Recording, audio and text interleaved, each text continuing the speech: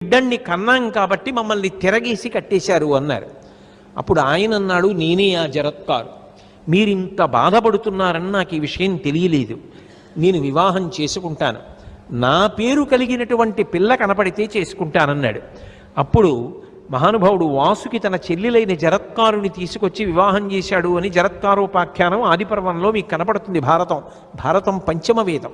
అంటే వివాహ ప్రక్రియలో తాను సంతానమును పొందితే తప్ప పితృరుణం నుంచి విముక్తి కాడు.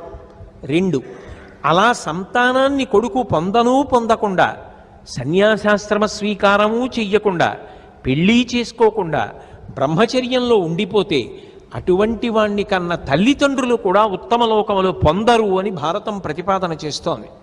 కాబట్టి వివాహం అనేటటువంటి దానికి ఎంత ప్రశస్తి ఉందో, వివాహం అనేటటువంటి సంస్కారము ఎంత ప్రధాన